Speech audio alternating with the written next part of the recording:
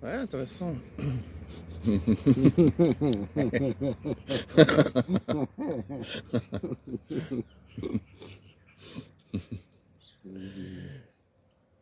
Mais pour revenir sur ce truc de s'éveiller, c'est si on prenait la question à l'envers. C'est-à-dire, au lieu de chercher l'éveil, on cherche où c'est qu'il est pas.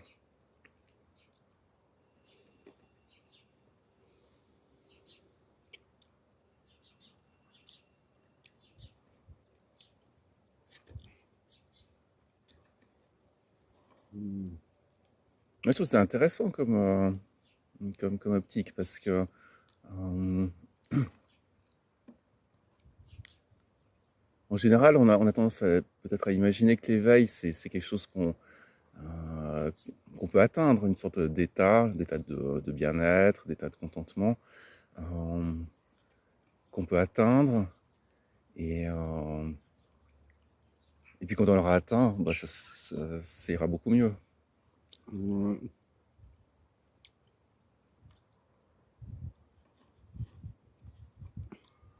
Mais si on regarde mieux, si on regarde plus précisément, disons, bah, bah, ça semble évident que l'éveil ne peut pas être autre chose que la réalité. Et puis ça semble évident que tu peux pas faire l'expérience d'autre chose que la réalité.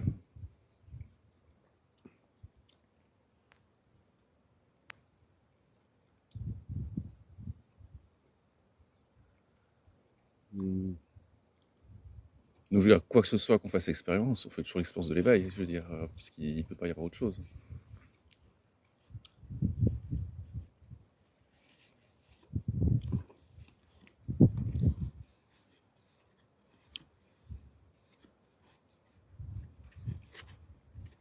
Mm. Bah, montre-moi quelque chose qui serait pas de l'éveil.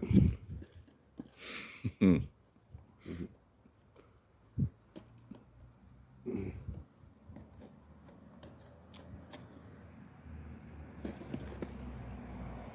Bah, montre-moi quelque chose qui serait de l'éveil.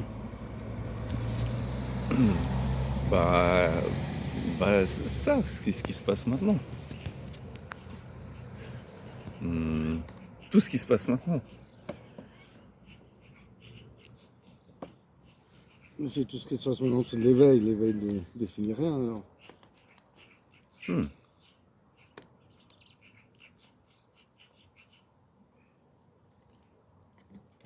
Mais qui a besoin que l'éveil définisse quelque chose?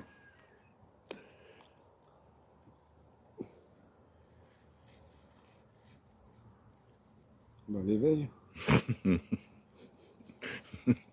Non, ça c'est. À mon avis, t'as pas encore, t'as pas encore regardé assez.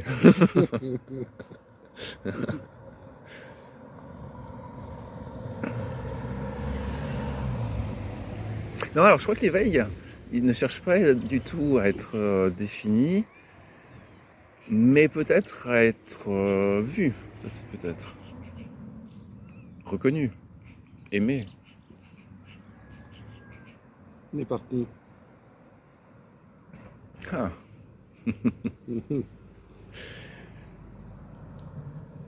bah par toi. Et moi, c'est quoi?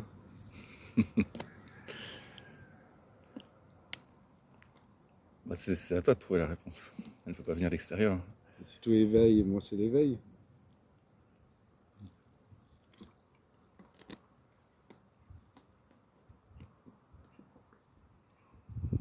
Mais est-ce que c'est une pensée ou est-ce que c'est ton expérience ou ton vécu?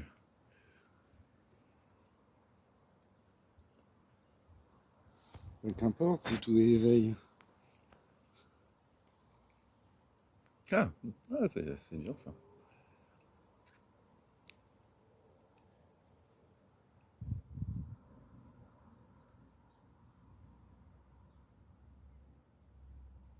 En fait, pour préciser un peu, je dirais que hum, l'idée que tout est éveil, ça rejoint l'idée aussi que tout est un rêve. Hum, Bah, s'il y a quoi que ce soit de réel, euh, alors tout n'est pas éveil.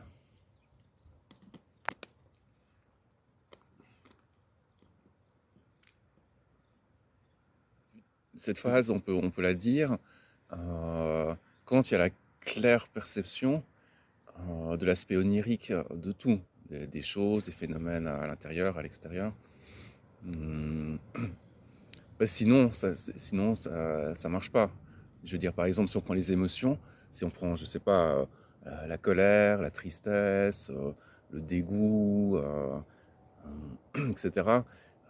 Bah, si c'est vu comme réel, c'est impossible de te dire que c'est l'éveil. Ouais.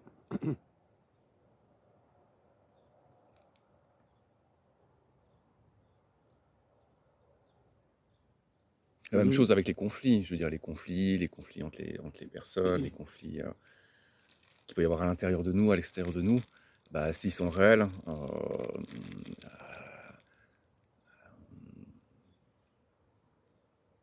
alors ça devient impossible de dire que tout est éveil. Enfin, ça devient pas naturel. Mhm, mhm, mhm. Mais effectivement, si tout est un rêve, quoi que ce soit qu'on dise maintenant, ça définit rien. Ou ça définit tout.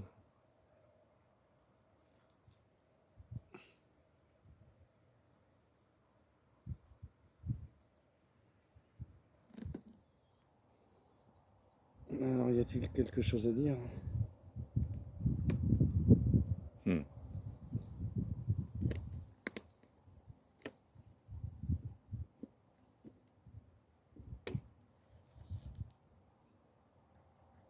Hmm.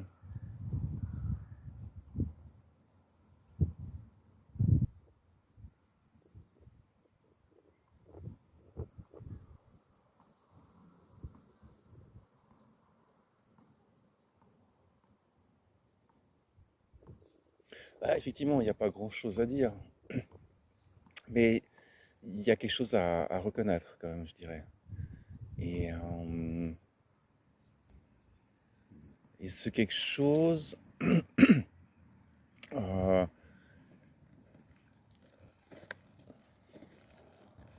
bah, ce quelque chose, pour moi, il est lié quand même à l'amour et à la compassion, mais pas l'amour ou la compassion comme on définit habituellement. Euh, Par exemple, la compassion, en général, on définit ça comme une attitude entre deux personnes ou entre une et plusieurs personnes, comme quelque chose, comme une attitude où tu vas être gentil, bienveillant voilà, envers certains êtres et tout. Mais là, la compassion dont je parle, non, c'est autre chose, c'est une autre définition. C'est de voir, ben, comment dire, que la lumière, elle prend la lumière ou l'amour, si tu veux, euh, c'est ce qui prend toutes les formes, c'est ce qui prend les formes de tout, des arbres, des maisons, des êtres, etc. Mais que ces formes ne sont pas prises en fait n'importe comment. C'est pas. On pourrait croire que c'est une sorte de globi-boulga. Des fois, quand on regarde notre vie, on se dit oui, mais bon, il y a eu ça et ça et ça, machin et tout. Puis à la fin, c'est quoi le sens, quoi? Mais parce que souvent, on perd le sens parce qu'en fait, on voit les événements, on voit les situations, mais on voit pas que c'est la lumière qui a pris ces formes, qu'on voit pas que c'est la lumière qui est devenue ces situations, ce vécu, etc. Et si on le voyait, ben, on verrait que bah, y a, je dirais, une compassion intense, dans le sens que la lumière, elle prend toujours les formes les, les plus propices pour être réalisée, en fait. Si tu veux, elle fait du mieux qu'elle peut, entre guillemets, euh, euh, pour que les formes qu'elle prend bah, pointent vers la réalisation de qui elle est. Donc en fait, c'est pour ça que je dis une intense compassion, parce qu'en fait, euh, toutes les expériences, qu'elles soient agréables ou désagréables, qu'elles soient spirituelles ou pas du tout spirituelles, c'est toujours des formes que prend la lumière bah, pour nous pousser vers elle, en fait. Et puis elle, sa nature, c'est l'amour. Donc en fait, euh, voilà, c'est aussi une autre définition de l'amour. C'est que l'amour, bah, c'est simplement la nature des choses, quoi. C'est pas quelque chose qu'il y a une situation ou une rencontre. C'est la nature de la vie, quoi. Mhm. Et je dirais qu'il y a une grande intelligence et une grande compassion dans les formes que va prendre cette lumière.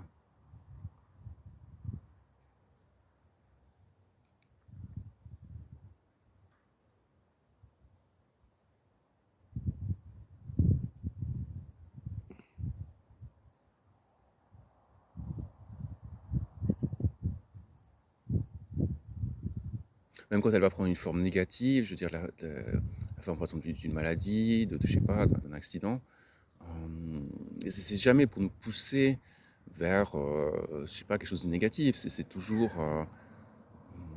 pour nous pousser vers elle, en fait.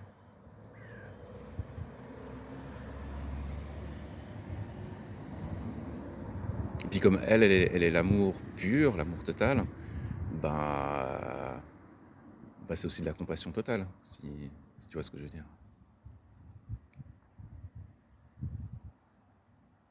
Mais pour pousser qui? Ah, bah, pour pousser euh, notre esprit, et puis notre esprit, c'est pas une personne, mais notre esprit, bah, qui bien sûr est cet amour, il est pas autre chose, mais hum, mais il y a besoin qu'il soit reconnu, voilà. Hum,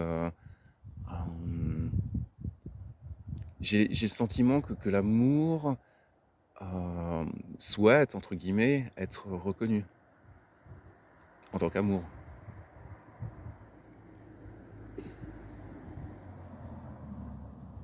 Mhm.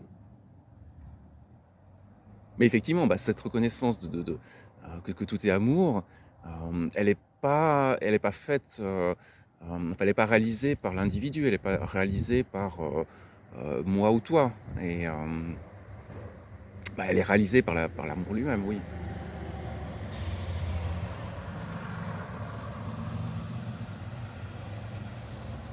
Donc, je veux dire, à un certain niveau, c'est un non-mouvement ou une non-action, parce que ça serait comme, je sais pas, un mouvement d'air dans de l'air, quoi, cette réalisation.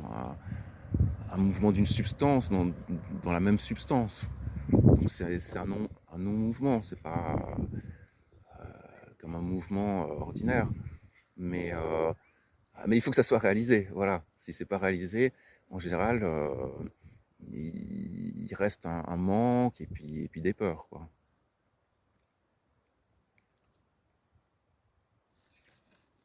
Mhm.